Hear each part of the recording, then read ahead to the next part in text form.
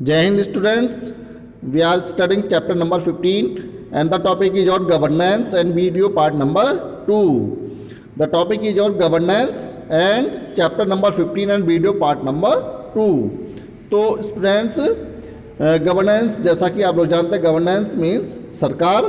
तो एक जो देश की सरकार होती है वो किसी भी देश के लिए बहुत ज़्यादा इम्पोर्टेंट होती है। एक good governance play important role for the development of the country, for the welfare of the people. लोगों के विकास के लिए, लोगों के उत्थान के लिए जो एक अच्छी गवर्नमेंट जो होती है वो एक इम्पोर्टेंट रोल, महत्वपूर्ण भूमिका खेलती है। तो जैसा कि आप लोग जानते हैं हमारा जो देश है ये एक लोकतंत्र देश है। तो गवर्नेंस यानी कि जो लोकतंत्र की गवर्नमेंट होती है जिसमें जनता का प्रशासन होता है, जनता का शासन होता है, जनता उसमें इम्पोर्टेंट रोल प्ले करती है। तो जनता के द्वारा जनता का शासन जनता के लिए, ठीक है। तो हमने प्रीवियस वीडियो में इसके बारे में हमने डिस्कस कर चुके हैं। तो भारत का जो डेमोक्रेसी है, भारत की जो डेमोक्रेसी है, प्रजातंत्र है, ये विश्व का सबसे बड़ा प्रजातंत्र है।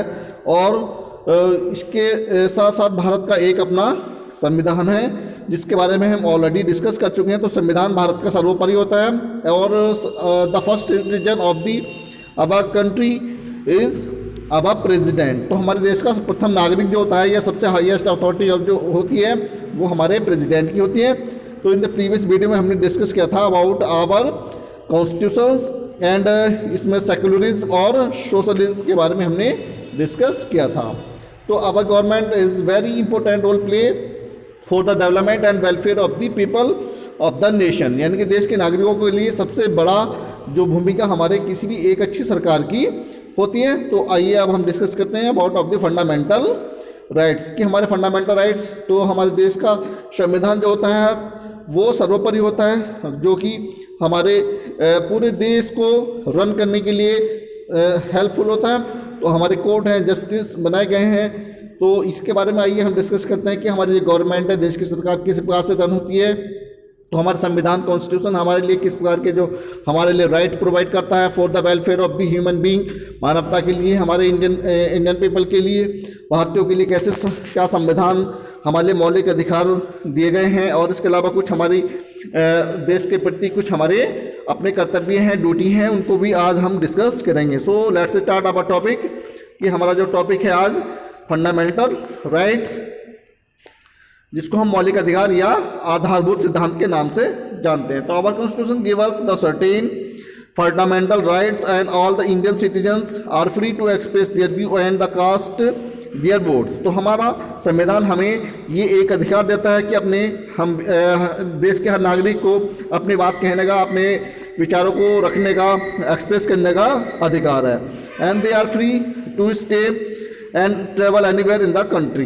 All have the right to assemble and to form the associations. Every citizen is free from follow any occupation. यानी कि देश का हर नागरिक किसी भी देश के किसी कोने में कहीं भी आने जाने की हमें पूरी स्वतंत्रता दी गई है। और इसके साथ साथ वह किसी भी व्यवसाय को, किसी भी ऑक्यूपेशन को कर सकता है और वह अपनी जो एक एसोसिएशन, अपना एक संगठन समूह बना सकता है। तो this is the freedom of every citizen of India. ये हमारे देश के हर नागरिक की आज़ादी है, स्वतंत्रता है। तो this is the fundamental right provide us our constitution, जो कि हमारा संविधान हमें प्रोवाइड करता है, हमें प्रदान करता है। एंड आइए, तो ये हमारे इसमें हमारे अपने मानवता के हमारे अपने अधिकार हैं जो हमारा संविधान हमें देता है और ये कोई अधिकार हमसे छीन नहीं सकता। लेकिन जो राइट्स हमें दिए गए हैं उनके पीछे एक हमारा अपना कर्तव्य है जिसको हमें फॉलो करना होता है, जो हमारी रेस्पॉन्सिबिलिटी है और हमारी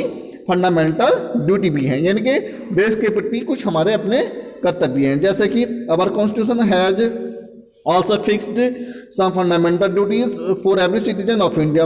We must follow full honor to our national flag, national anthem and national emblem. यानी कि जो हमारे राष्ट्रीय चीज़ें हैं, जैसे हमारा राष्ट्रीय फ्लैग है, हमारा राष्ट्रीय ध्वज है, और इसके अलावा हमारा नेशनल एम्बलम है, और जो कि हमारा नेशनल एंथम है, राष्ट्रीय गान है। तो हमें इन सब का अपना सम्मान करना है। तो ये हमारी देश के प्रति सच्ची श्रद्धा है और सच्ची हमारा ये कर्तव्य भी है। तो हमें सबसे पहले देश के प्रति ये हमें अपने कर्तव्यों को निभाना होगा कि हमें अपने राष्ट्रगान, अपने राष्ट्रीय ध्वज और अपने नेशनल एम्बलम जो हमारा एक अशोक की राज जिसको हम कहते हैं, तो हमें इन सब का सम्मान करना है। And we must treat others as we treat our self, यानी कि हमें और दूसरों के साथ भी अपना वैसे ही व्यवहार करना है जैसा कि हम आप करते हैं अपने साथ करते हैं, तो दूसरों के साथ भी हम वैसा ही व्यवहार करेंगे। And we must keep away from the violence and corruptions, we must never damage any public property, we must never pollute the environment we by our words और एक्शंस। इसके अलावा हमारे और अन्य जो देश के प्रति, राष्ट्र के प्रति हमारे कर्तव्य हैं, जैसे कि हमें हिंसा नहीं करनी है और भ्रष्टाचार नहीं फैलाना है, यानी कि देश में हमें अहिंसा का मार्ग अपनाकर चलना है, गांधी जी के मार्ग पर चलना है, गांधी जी के बताए हुए मार्ग पर चलना है। और इसके अलावा जो सामाजिक संपत्ति है, जो हमारी गवर्नमेंट की जो राष्ट्रीय संपत्तियां हैं, जैसे रोड्स हैं, बिल्डिंग हैं, उनको डैमेज नहीं करना है, उनको नुकसान नहीं पहुंचाना। तो these are our duty towards the nation, जो हमारा राष्ट्र हमसे चाहता है कि हम अपने देश के प्रति एक सच्चे सिटीजन, एक अच्छे देशभक्त नागरिक बनकर रहें और अपने जो देश के आगे विकास के लिए आगे अग्रसर रहें। And we must never pollute, और इसके अलावा हमारा जो एनवायरनमेंट है, जो हमें रहने के लिए घर देता है, तो हमें इस एनवायरनमेंट को पॉल्यूट नहीं करना है, प्रदूषित नहीं करना है।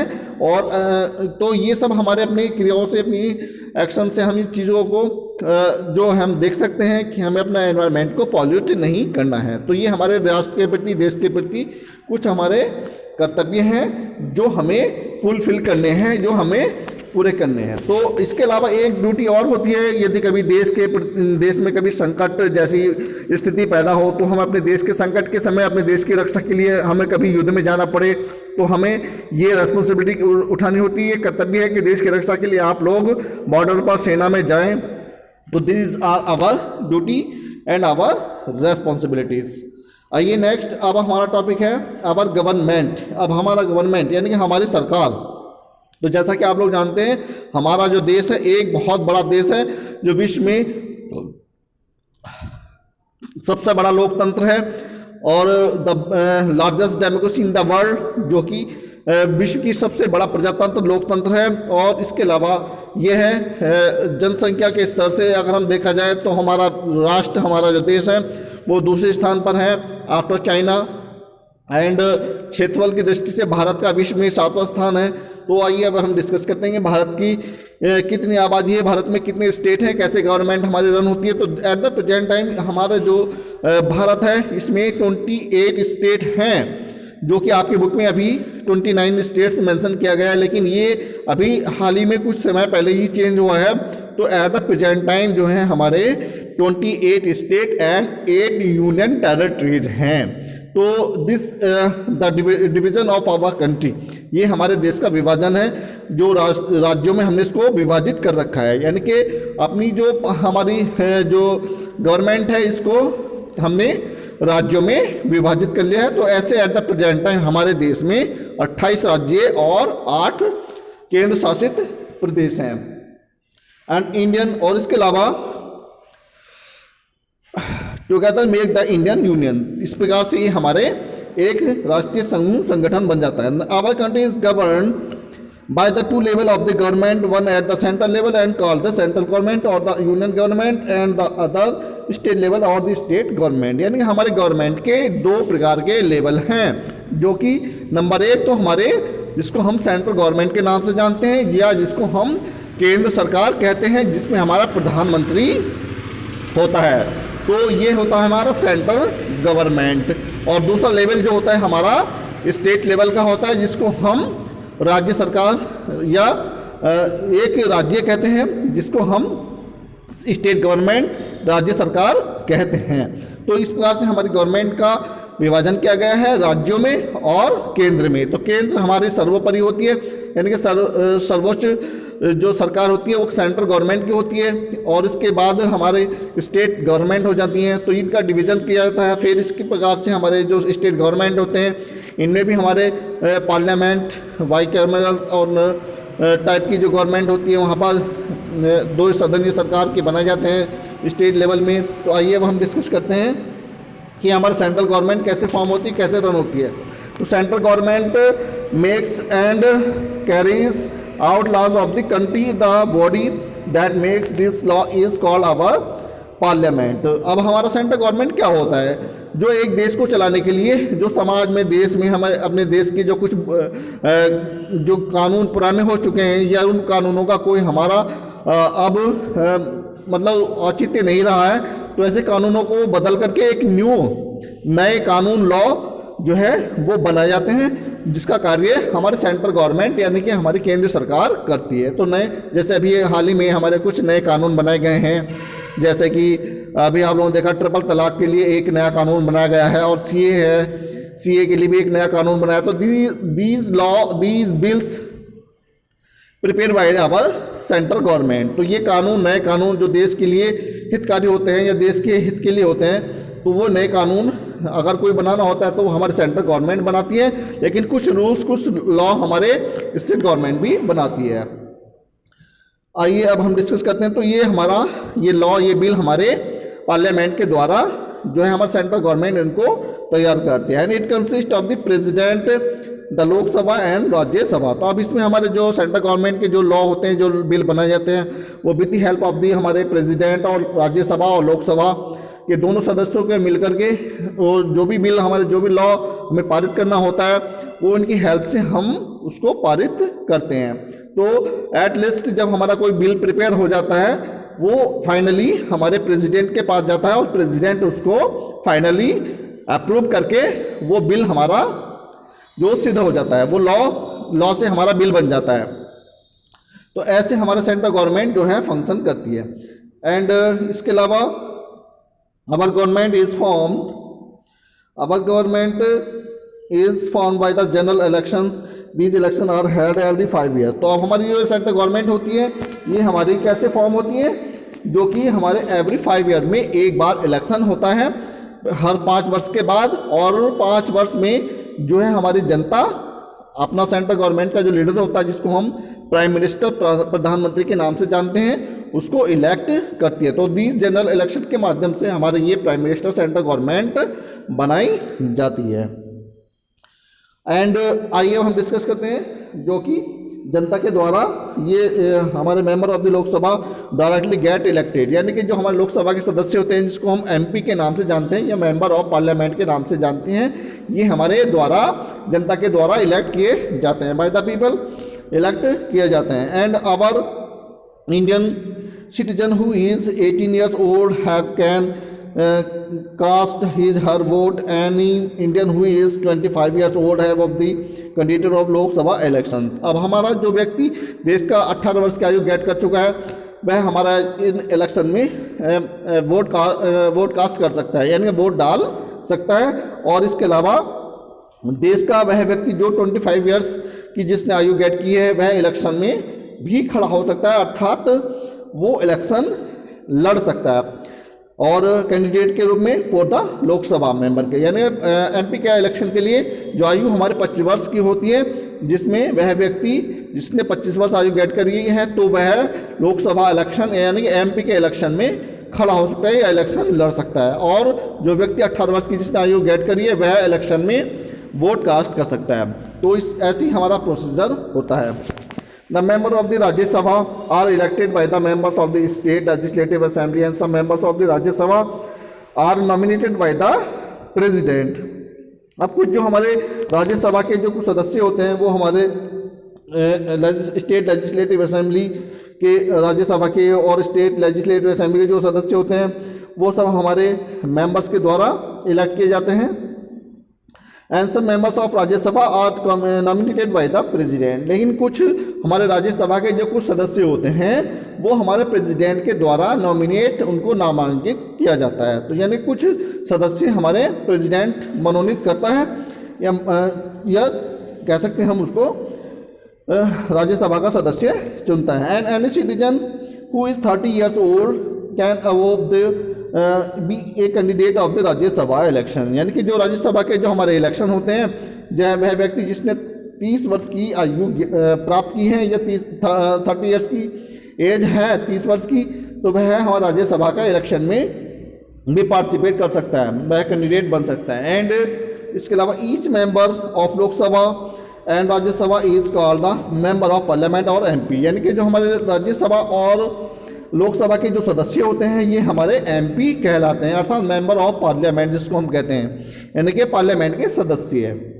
अब ये मेंबर ऑफ एमपी को इलेक्ट करते हैं हम लोग, जनता, और इन्हीं के द्वारा हमारे राज्यसभा और लोकसभा के जो मेंबर्स होते हैं, सदस्य होते हैं, वो हमारे दोनों सदन को संचालित करते हैं। तो एट द प्रेजेंट टाइम जो है हमारे लोकसभा की जो स्ट्रेंथ है वो 545 मेंबर्स हैं हमारे एमपी के, और इस प्रकार से हमारे ये दोनों सदन चलते हैं, लोकसभा और Rajya Sabha. And the members of Lok Sabha, Rajya Sabha and the state legislative assemblies elect the president of India, और हमारा जो प्रेसिडेंट का जो इलेक्शन होता है वो हमारे राज्यसभा और लोकसभा प्लस हमारे स्टेट लेजिस्लेटिव असेंबली के जो मेंबर्स होते हैं उनके माध्यम से हमारा प्रेसिडेंट का भी इलेक्शन होता है। यानी कि हमारे तीनों सदन के लोग होते हैं, इसमें राज्यसभा, लोकसभा और स्टेट लेजिस्लेटिव असेंबली के मेंबर हमारे प्रेसिडेंट को इलेक्ट करते हैं, चुनते हैं।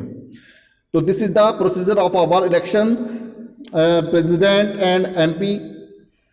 और इसके अलावा the assemblies elect the president of India, लेकिन जो असेंबली होती है वो हमारा प्रेसिडेंट उसको इलेक्ट करता है। And he is the head of the our country, he is elected for 5 years। तो इस प्रकार से प्रेसिडेंट का जो इलेक्शन होता है वो 5 years के लिए हमारा प्रेसिडेंट चुना जाता है, और इस प्रकार से 5 वर्ष तक के लिए वह देश के सर्वोच्च जो हमारा पद होता है राष्ट्रपति का, उसके लिए 5 years के लिए इलेक्ट हो जाता है। एंड इसके अलावा the party gets the largest number of the seats in the Lok Sabha elections from the government, और जो हमारे सेंट्रल गवर्नमेंट के जो इलेक्शन होते हैं जिसको हम एमपी के इलेक्शन कहते हैं, तो उसमें जो पार्टी सबसे ज़्यादा मेजॉरिटी लाती है, सबसे ज़्यादा बहुमत हासिल करती है, वह पार्टी हमारे सेंट्रल गवर्नमेंट की सरकार बनाती है, जिसको हम केंद्र सरकार कहते हैं, या प्रधानमंत्री जिसमें हमारा चुना जाता है। तो ऐसे ही हमारा सेंट्रल गवर्नमेंट जो हाईएस्ट मेजॉरिटी जो पार्टी गेट करती है वो सेंट्रल गवर्नमेंट की फॉर्म करता है। The president appoint the leader of the party as the prime minister of India, और इसके बाद जो पार्टी सबसे ज़्यादा मेजॉरिटी हासिल करती है, सबसे ज़्यादा बहुमत हासिल करती है, उस बहुमत के जो लीडर होता है, उस दल का जो लीडर होता है, वह उसको गवर्नमेंट फॉर्म करने के लिए हमारा प्रेसिडेंट मनोनीत करता है, और प्रेसिडेंट के माध्यम से हमारा जो सेंट्रल गवर्नमेंट फॉर्म हो जाती है, बनाई जाती है। तो प्रेसिडेंट उसको जिसके हाईएस्ट मेजॉरिटी है, जिसने सबसे ज़्यादा बहुमत हासिल किया है, उस पार्टी के लीडर को बुलाता है, और इस प्रकार से सेंट्रल गवर्नमेंट फॉर्म होती है। और इसके अलावा the prime minister select the minister who are appointed by the president. इसके अलावा हमारे अन्य जो मंत्रालय के सदस्य होते हैं वो हमारे प्राइम मिनिस्टर इलेक्ट करता है, और इन सबको इलेक्ट होने के बाद हमारा जो प्रेसिडेंट होता है इन सबको शपथ दिलाने का कार्य करता है। तो इस बात से prime minister select the minister who are appointed by the president, यानी कि जो सदस्य हमारा केंद्र सरकार में जो मंत्रिमंडल होंगे हमारे प्राइम मिनिस्टर के द्वारा उनको सेलेक्ट करने के बाद उन सबको हमारे प्रधानमंत्री समेत अन्य मंत्रिमंडलों को हमारा प्रेसिडेंट अपॉइंट करता है। And the ministers together with the prime ministers form the council of minister. तो इस प्रकार से हमारे मंत्री और प्रधानमंत्री मिल करके हमारी एक काउंसिल ऑफ मिनिस्टर कहते हैं, जिसको हम केंद्रीय मंत्रिमंडल के नाम से जानते हैं। ऐसे हमारी ये सेंट्रल गवर्नमेंट फॉर्म होती है। This council of ministers govern the country. इस प्रकार से ये हमारे जो मंत्रिमंडल बनाया गया है केंद्र सरकार का, तो इस प्रकार से ये हमारे देश की सरकार जो है फॉर्म होती है, और ऐसे हमारे देश की गवर्नमेंट आगे रन होती है। तो this is the procedure of our forming of the government. तो ये हमारा गवर्नमेंट को फॉर्म होने का प्रोसीजर है, तरीका है। इसमें हमारी जो गवर्नमेंट होती है ये कैसे इलेक्ट की जाती है, तो इन द नेक्स्ट वीडियो हम डिस्कस करेंगे।